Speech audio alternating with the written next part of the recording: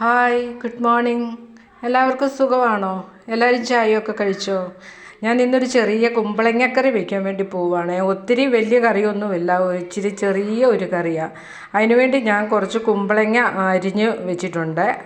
വെള്ളം ഒഴിച്ച് അതിനകത്ത് 2-3 തക്കാളി അരിഞ്ഞിട്ടിട്ടുണ്ട്. ഇച്ചിരി മഞ്ഞൾപ്പൊടിയും ഇച്ചിരി ഉപ്പും കുറച്ച് കറിവേപ്പിലയും കൂടി ഇട്ട് അടുപ്പിൽ വെച്ചിരിക്കുവാണ്. ഇനി ഇതൊന്ന് വേകട്ടെ.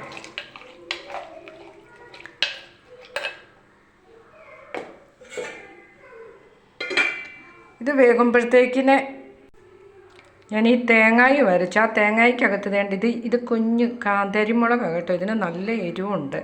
അപ്പോൾ ഇതിന് പകരം വേണമെങ്കിൽ കാന്താരിമുളകൊന്നും ഇല്ലാത്തവർക്ക് പച്ചമുളക് കീറിയിടാം. ഈ കാന്താരിമുളകിൻ്റെ ടേസ്റ്റ് എനിക്ക് ഭയങ്കര ഇഷ്ടമാണ്, ഇവിടെ എല്ലാവർക്കും ഇഷ്ടമാണ്. അപ്പോൾ ഞാൻ കാന്താരിമുളകാണ് ഇടുന്നത്. ഇനി ഞാൻ ഇത് അരച്ചുകൊണ്ട് വരാം. നമ്മുടെ കറി വെന്തിട്ടുണ്ട്. ഇനിയിപ്പോൾ ഞാൻ അരപ്പ് ചേർക്കാൻ പോവാണേ.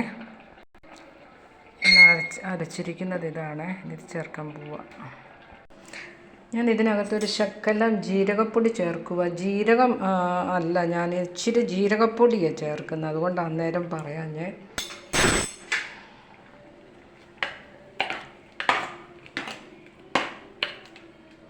കുറച്ച് വെള്ളം കൂടെ ഒഴിക്കുവാണ്.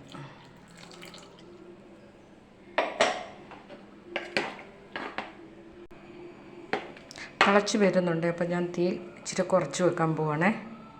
കുറച്ച് വെച്ചിട്ടുണ്ട്. ഇനി ഇതൊന്ന് നമുക്ക് കടുക് പൊട്ടിച്ചെടുക്കാം.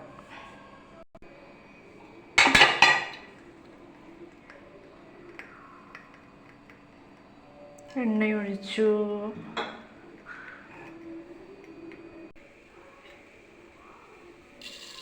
കടുകിട്ടു, ഉള്ളിയിട്ടു,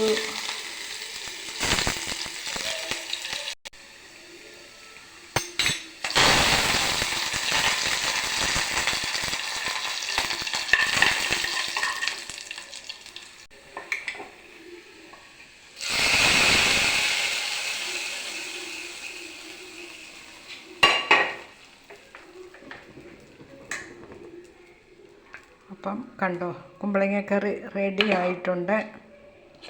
ഞാൻ നോക്കിയായിരുന്നു, ഉപ്പൊക്കെ ഉണ്ട് കേട്ടോ. ഉപ്പും പുളിക്ക് വേണ്ടിയിട്ട് ഞാൻ തക്കാളി ഇട്ടത് പുളിക്ക് വേണ്ടിയിട്ടാണ് കേട്ടോ, അല്ലാതെ ഞാൻ പുളി ഒഴിച്ചിട്ടില്ല. അപ്പം നമ്മുടെ കുമ്പളങ്ങക്കറി റെഡി ആയിട്ടുണ്ട്.